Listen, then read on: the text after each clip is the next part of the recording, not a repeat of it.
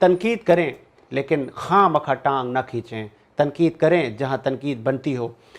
پی آئی اے اور اسٹیل مل، کیا واقعی اب لاس ختم، بس اب بیچ دیں، بس ختم ہو گئی کہانی، اس کو پرائیویٹ کریں تاکہ مزید لاسز سے بچایا جائے؟ یہ مجھے بڑا افسوس ہے کہ اس وقت ہمارا ملک بک رہا ہے۔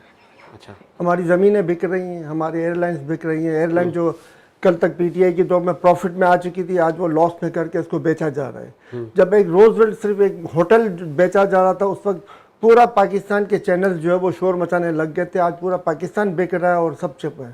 سرمایہ کاری کے نام پر لوگوں کو بیوقوف بنایا جا رہا ہے۔ آپ یہ بتائیں، اسی طرح بیوقوف بنایا جا رہا ہے جس طرح رشیا کا دو جہاز تیل کیا اور وہ کمیشن کے ساتھ میں غائب ہو گئے، اس سے اسی طریقے سے سرمایہ کاری کے نام پر۔ آپ مجھے بتائیں، اس سے پہلے سرمایہ کاری جتنی بھی آئی، اسے پاکستانی قوم کو کیا فائدہ پہنچا؟ پاکستانی قوم کا ایک مزدور بھی ٹیکس دے رہا ہوتا ہے، مگر اس کو سہولیات کیا مل رہی تھی؟ کچھ بھی نہیں مل رہی ہوتی۔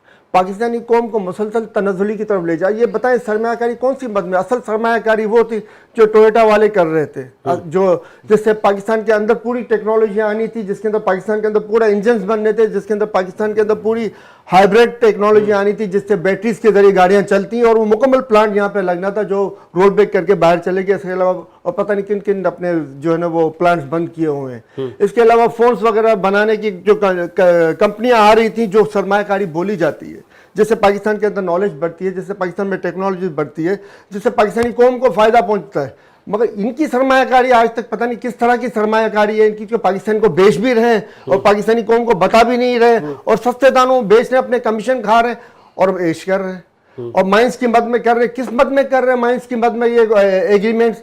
کیا پاکستانی قوم کو فائدہ ہوگا؟ کچھ نہیں بتایا جائے گا، نہ بتایا جا رہا ہے۔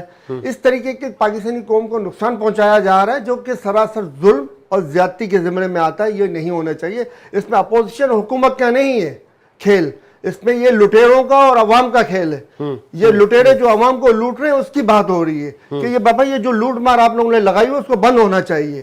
یہ لوٹ مار جو انہوں نے سرمایہ کاری کے نام کے اوپر جو قوم کو بیوقوف بنا رہے ہیں، یہ نہیں ہونا چاہیے۔ میں نے اس سے پہلے بھی کہا تھا، وینزویلا نے $139 کی billion not a million, billion dollar کی زمین اپنی بیچ کے واپس لی تھی ان سے۔ ٹھیک ہے، کیوں لی تھی؟ کیونکہ ان کے کسان جو ہے وہ سارے بے روزگاری میں آ گئے تھے، کیونکہ ان کا پانی سارا ان کی طرف چلا گیا تھا، کیونکہ آج وہی تجربہ، اس سے پہلے الیکٹرکسٹی کے اندر ڈیزل لے کے انہوں نے قوم کو دھکیلا، اب زمینیں بیچ کے قوم کو دھکیلا، اب مائنز بیچ کے قوم کو بالکل کلیئریفائی ہونا چاہیے کہ قوم کو کیا ملنا ہے۔ ابھی بھی شکوے بہت سارے آپ لوگوں کو ہیں کہ ملاقات پہ ہمیں بڑے مسئلے ہو رہے ہیں، بلب لگا دیے گئے ہیں، کیمرے لگا دیے گئے ہیں، تو ملاقاتیں ہو رہی ہیں، ہر چیز ہو رہی ہے، کیا یہ جو شیر افضل مروت الزام لگا رہے ہیں آپ بھی انڈوز کریں گے؟ سر یہ تو ایک حقیقت ہے کہ شروع ڈے آف فرسٹ سے لے کے 200 جھوٹے مقدمات جو ان کے اوپر قائم کیے گئے ہیں، اس کے اوپر کیا عدالت کے چیف جسٹس، دوسرے چیف جسٹس آف پاکستان آئے ہوئے ہیں، انہوں نے کیا کارروائی کی؟ بلکہ انہوں نے کارروائی کرنے کے بجائے انہوں نے جو ہے وہ سپورٹ کیا جھوٹے مقدمات قائم کرنے والوں کو، اور پی ٹی آئی کو الیکشن کے اندر سے لڑنے نہیں دیا گیا۔ بحثیت پارٹی موجود ہونے کے باوجود ان کے آزاد حیثیت سے جیتے ہوئے کو پی ٹی آئی جوائن کرنے بھی نہیں دی گئی، اور اس طریقے کے اقدامات ان لوگوں نے جو کیے ہوئے ہیں، اس سے ملک یک طرفہ طور پہ آج بھی یہی نظر آ رہا ہے کہ وہ پی ٹی آئی کو پریشرائز کریں۔ اور دوسری چیز ہے، پی ٹی آئی کے دور کے اندر میں پی آئی اے پروفٹ میں جا چکی تھی، ان کو پہلے نقصان میں دوبارہ لایا گیا اور اس کے بعد میں اس کی نچکاری کی جا رہی ہے۔ اس کے اوپر کوئی تبصرہ نہیں کر رہا ہوتا کہ اس دور میں کیوں پی آئی اے پروفٹ میں تھی اور اب کیوں نقصان میں، اور اس کو کیوں بیچا جا رہا ہے، بجائے اس کے اس کو اسٹیبل کرنے کے اور اس کو منظم کرنے کے، اس کو ایئر لائن کو آگے لے جانے کے۔ ایئر لائن کا بزنس بلینز آف ڈالر کا انکم کا بزنس ہے، ایک دو نہیں، بلینز آف ڈالر کی انکم کا بزنس ہے۔ دنیا کے اندر ایسی ایئر لائنیں بھی موجود ہیں جو 50 60 ارب ڈالر کما کے دے رہی ہیں اپنے ملک کے اندر میں، اور ہمارے یہاں پہ کیا ہو رہا ہے؟ ہمارے یہاں پہ ہمارے جو ہے وہ نقصان میں لے جایا جا رہا ہے۔ پی آئی اے سے بلو ایئر لائن نکل جاتی ہے، پی آئی سے پتہ نہیں کون کون سی پراپرٹیاں بن جاتی ہے۔ آپ کو وہ پریس کانفرنس سے یاد ہوں گی جب نون لیگ والے کیا کرتے تھے کہ وہ مریم صاحبہ کا پردہ، وہ بیچاری خاتون ہیں، ان کو کیمرے لگا دیے جاتے ہیں، ان کو کھانا نہیں کھانے دیا جاتا، ان کو جیل میں ڈسٹرب کیا جاتا ہے۔ ان کے پاس تو فون بھی، ٹیلی فون بھی ان کے پاس سے برآمد ہوئے تھے۔ اچھا، ان کے پاس فون میں، اور وہی کچھ آپ کے ساتھ ہو رہا ہے، کیسا محسوس ہو رہا ہے؟ ان کے پاس تو ایسی بھی لگے ہوئے تھے، ان کے پاس تو 150 لوگ جو ہے نا دن میں آ کے ملاقاتیں کر رہے تھے۔ آج جو ہفتے میں 6 بندے خالی ملیں گے، وہ بھی ویک میں، وہ بھی ان کے وکلا۔ یہ کون سے طریقے ہیں؟ اگر ترازو کے پلے رکھنا ہے، برابر رکھنا ہے، تو پھر برابری کی بنیاد پہ دکھائیں کہ پہلے ہمارے پاس یہ لسٹ تھی، اس میں ہم نے اتنے دن میں ہمارے سے ملاقات کرتے تھے، ہم نے اس سے 5 زیادہ کر دی ہیں، یا 10 ہم نے زیادہ کر دیا، 10 زیادہ ملاقاتیں کر. اگر ان کو اپنے آپ کو دکھانا ہی ہے تو، اب اگر نہیں دکھانا تو یہ تو اپنے آپ کو دلیل کروا رہے ہیں. 9 مئی کو یوم سیاہ کے طور پہ ہمارا مطالبہ ہوگا کہ پوری قوم منائے. آپ بھی منائیں گے؟ جی بالکل، ہم یوم سیاہ کے طور پہ اس کو منائیں گے 9 مئی کو، جس دن خواتین کی بے حرمتی کی گئی، جس دن خواتین کو بالوں سے پکڑ کے گھسیٹا گیا، جس دن خواتین کو جو ہے نا ٹانگوں سے پکڑ کے موبائلوں میں پھینکا گیا، جس دن 25 افراد کو شہید کیا گیا، جس دن 100 افراد کو گولیاں ماری گئیں، جس دن لفظوں نے استعمال کیا مجسمہ. میں کہتا ہوں جس نے ایک پتھر بھی اٹھایا اس کو سزا ملنی چاہیے، مگر انہوں نے لفظ اٹھایا مجسمہ. اور پاکستان اسلام وہ دین ہے جس نے مجسمے توڑ کے دین اسلام کو پھیلائے تھے. کون سے مجسمے تھے جو توڑے گئے؟ اور پتھر کے مجسمے کیوں بنائے گئے اگر تھے تو؟ ہمارے شہداء، ہماری تکریم ہے، ہمارا عزت ہے، ہمارا وقار ہے، ان کے پتھر کے مجسمے کیوں بنائے گئے؟ میرا سوال ہے آج یہ علماء کرام سے، میں کہتا ہوں اس پہ فتویٰ دیں کہ پتھر کے مجسمے بنانا جائز ہے یا ناجائز ہے. دین اسلام کیا ہمیں اجازت دیتا ہے کہ ہم پتھر کے مجسمے بنائیں اپنے شہداء کے؟ ہمارے شہداء ہمارے وقار ہے، مگر ہم پتھر کے مجسمے بنانے کی کیا ہمیں اجازت ہے؟ دین ہمارا اجازت دیتا ہے کہ ہم اپنے شہداء کے پتھر کے مجسمے بنائیں؟ میرے خیال سے تو نہیں دیتا. باقی تو آپ کو علماء کرام بتائیں گے اس کے اوپر. مگر یوم مئی کو جس نے ایک پتھر بھی اٹھایا، جس نے ایک غلط لاٹھی بھی اٹھائی، جس نے سینکڑوں گھروں کے اندر توڑ پھوڑ کی ہے، ان سب کو سزائیں ملنی چاہیے. صرف ان 50 کو نہیں، اس کے علاوہ جتنے سرکاری اور غیر سرکاری اداروں کے جتنے بھی ارکان ہیں جنہوں نے غلط کیا، ان سب کو سزائیں ملنی چاہیے. اور جنہوں نے کھلی چھوٹ دی تھی ان کو کہ جاؤ آزادی ہے تم کو، توڑ پھوڑ کرو، اور جس حکومت وقت نے ان کو اتنی کھلی چھوٹ دی، جن حکومت وقت نے ان گلو بٹووں کو آزادی دی تھی، اس حکومت وقت کو بھی اس وقت کی عدالت کے کٹرے میں ہونا چاہیے کہ اس نے کس طرح آزادی دی کہ وہ لوگوں کے گھروں میں گھس کے توڑ پھوڑ کر رہے تھے. 2 مئی کے واقعات کی تحقیقات ہونی چاہیے عدالتی. اس کے لیے پی ٹی آئی نے، اس سے خان صاحب نے اس پہ آلریڈی مطالبہ کیا ہوا تھا، اور یہ اس مطالبے کو اب تک کیوں پورا نہیں کیا گیا کہ اس کی عدالتی تحقیقات کروائی جائے. اور یہ کہہ رہے ہیں کہ ملنے دیا جا رہا ہے، ہفتے میں 6 وکلا مل رہے ہیں ان سے، اور یہ کہہ رہے ہیں سب کو ملنے دیا جا رہا ہے. بنی گالا کا جو یہ بات کر رہے ہیں کہ بشرا بی بی بنی گالا میں، انہوں نے درخواست دی ہوئی ہے کہ میرے کو بنی گالا سے اڈیالہ جیل شفٹ کیا جائے. اور کیوں ان کی درخواست نہیں قبول کی جا رہی ہے؟ اسی لیے تاکہ لوگوں کو بول سکیں کہ وہ بنی گالا میں کیوں ان کی درخواست نہیں پوری کی جا رہی ہے. ان کی اس لیے کہ ان کو پتہ اگلی ان کی چور جب یہ خود ہوں گے تو ان کے لیے فائدہ مند رہے. یہ بات آپ کس نظر سے دیکھتے ہیں یہ جو ایران نے جوابی حملہ کیا اسرائیل پر؟ مسلم امہ میں ایک بڑی خوشی کی لہر ہے، لیکن کچھ تنقید بھی ان کو کی جا رہی ہے. کیا پتہ وہ کہتے ہیں نا کم عقل لوگ ہوں، وہ اپنی ہر کسی کی سوچ ہے، اظہار پر تو آزادی ہے. آپ کس نظر سے دیکھتے ہیں؟ دیکھیں، ایران نے جو جواب دیا ہے بالکل صحیح کہا میرے بھائی نے. انہوں نے اپنے سفارت خانے کے اوپر جو ان کے اٹیک کیا گیا، جس میں کچھ جنرلز اور دیگر اسٹاف شہید ہوا، اس کے جواب میں ایران نے اٹیک کیا.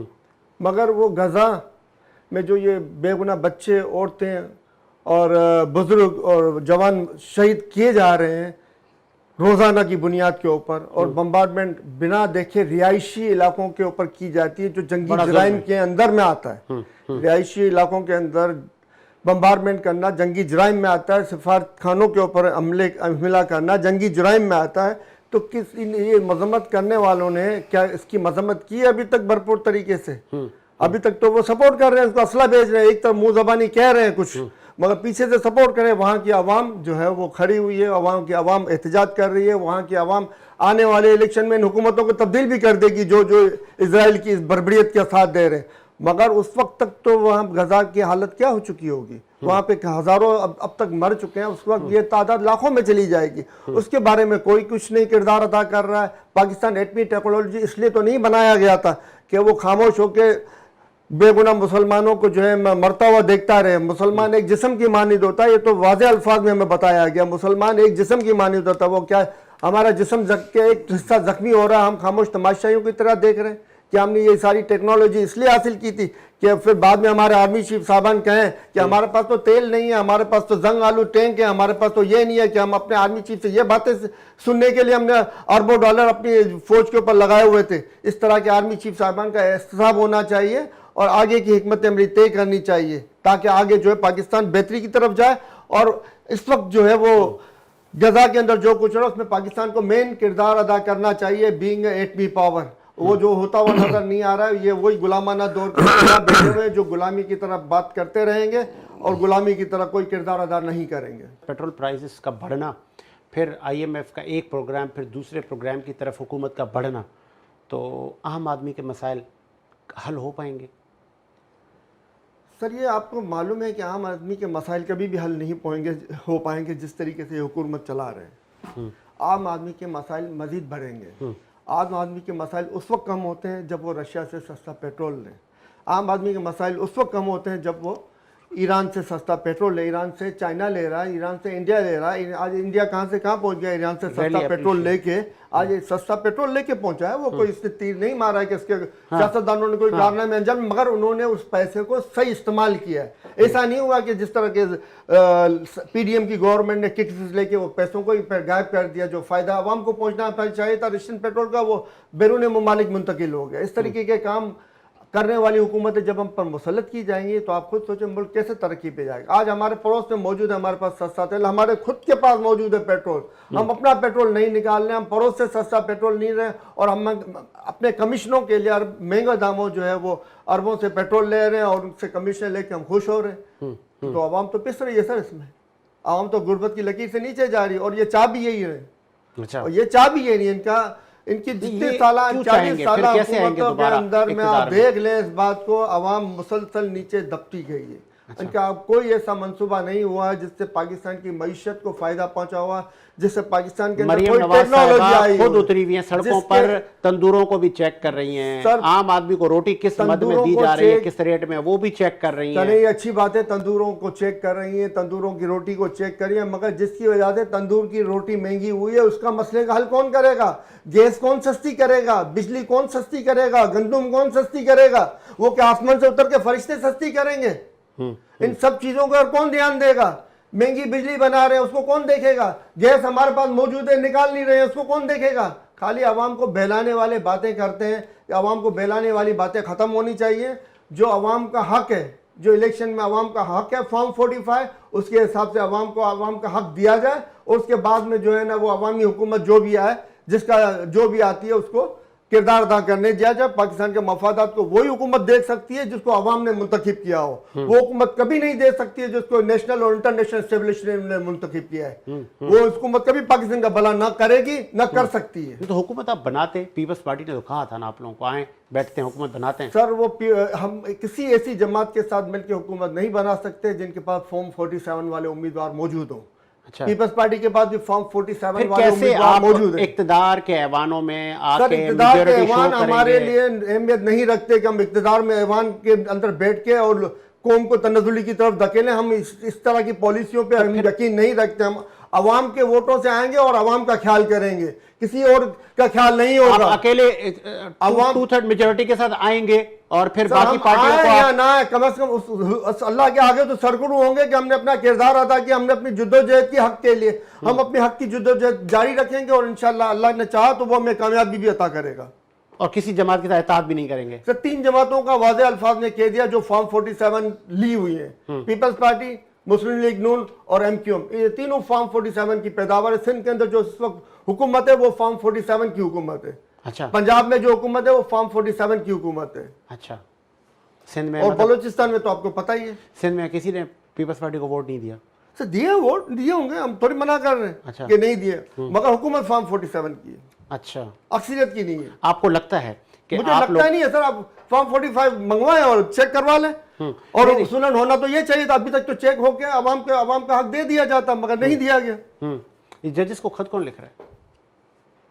سر ججز کو کون خط لکھ رہا ہے یہ تو سب کے سامنے, یہ تو سب کے سامنے کہ ججز کو کون ڈرا رہا ہے, ججز کو کون ڈرانے کی کوشش کر رہا ہے, وہ کون لوگ ہیں جو اس میں انوالو ہیں. تو یہ تو اس میں اعلیٰ عدالتی تحقیقات ہونی چاہیے, اور اس میں جو ہے وہ بھرپور طریقے سے کام ہونا چاہیے اس کے اوپر, کہ آئندہ کوئی بھی ہمت نہ کرے کہ ججز کے اوپر دباؤ ڈالے, آئندہ کوئی یہ ہمت نہ کرے کہ ججز کو اس طرح کے خط لکھ سکے. عدالتی نظام ایک مضبوط نظام ہونا چاہیے جس کے انڈر میں اگر ہمیں پاکستان کی آرمی بھی دینی پڑے تو اس کو دینی چاہیے, مگر صرف اور انصاف کے قائم رکھنے کے لیے, صرف اور صرف انصاف کو قائم رکھنے کے لیے. انصاف ہے تو ہم ہیں، انصاف نہیں ہے تو ہم بھی نہیں آگے ہیں. آپ کا یہی ہمارے دین کی بنیاد ٹھیک ہے ہے. اور یہی دین نے ہمیں سکھایا ہے. حکومت آج بھی چاہ رہی ہے کہ پی ٹی آئی کے لوگوں کے ساتھ صلہ رحمی کے ساتھ، انصاف کے ساتھ جو چیز ہو جائے ٹھیک ہے جی، ہم آ رہے ہیں، آئیں بیٹھیں، ملک کو چلاتے ہیں، تعمیری تنقید کریں، تنقید برائے تنقید نہ کریں. مان جائے نا سر. تو پہلے تو میں آپ کو آئی ایم ایف کی بات کر لوں.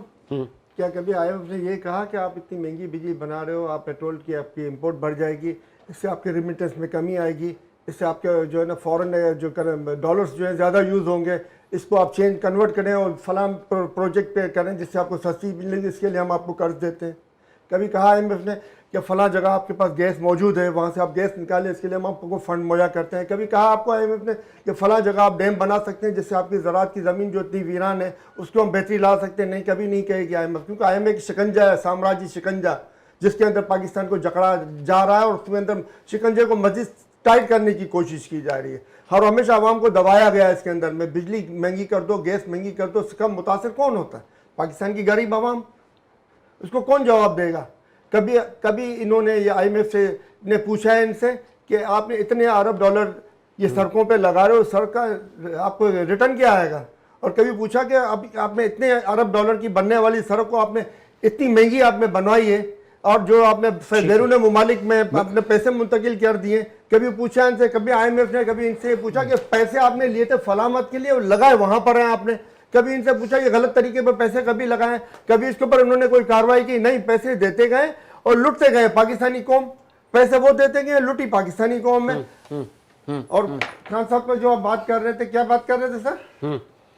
خان صاحب، ہاں خان صاحب کون سی والی بات جو ابھی آپ نے میرے سے تھوڑی دیر پہلے پوچھی میں نے کہا خان صاحب مان جائیں نا سر. سر خان صاحب مانے ہوئے تو ہیں، وہ کب انکار کرنے کا میں نہیں مان رہا ہوں. نہیں، وہ کہتے ہیں میں وہ تو چوروں ہمیشہ کے سے ساتھ مانے ہوئے. نہیں، وہ چوروں کے ساتھ نہیں بیٹھ رہے. انصاف کو قائم کرو. وہ کہہ رہے ہیں ماننے کے لیے تیار ہے. فارم 45 بحال کرتے نا، موجودہ گورنمنٹ بحال کرتے ہیں، وہ ماننے کے لیے تیار ہے.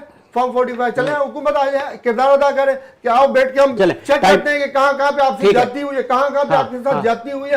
ہم زیادتی کا ازالہ کرتے ہیں. آئیں بیٹھیں، ہم مل کے بیٹھ کے مسئلے کو حل کرتے ہیں. کبھی انہوں نے دعوت دی کہ آؤ فارم 45 کے مسئلے کو ہم حل کرتے ہیں، ہم عوام کا حق عوام کو دینے کے لیے تیار ہیں. کبھی انہوں نے بات کی نہیں کی. انہوں نے جہاں سے پیسے لوٹے گئے وہ بھی تو انہی کے اکاؤنٹوں میں گئے نا، انہی کے ملکوں میں گئے. کبھی انہوں نے پوچھا ہے کہ آپ نے اتنے ارب ڈالر آپ کے لوگوں کے پڑے ہوئے ہیں، جو جرنلسٹ کے، جو ججز کے، آپ کے سیاستدانوں کے، یہ ہزاروں ارب ڈالر جو انہوں نے پاکستانی قوم کے لوٹ کے جمع کیے ہیں، اس میں سے پیسے کاٹ کے ہم آپ کو بقایا دے رہے ہیں. کبھی آپ نے کہا نہ کہا ہے نہ کہے گی. دیکھیں وہ تو یہ نہیں کہیں گے نا، سب کو کہنا تو پڑے گا ان کو ایک نہ ایک دن. وہ تو اپنا چرن بیچ رہے ہیں، وہ کیوں کہیں گے؟ وہ وقت بھی آئے گا جب ان کو کہنا پڑے گا یہ بات.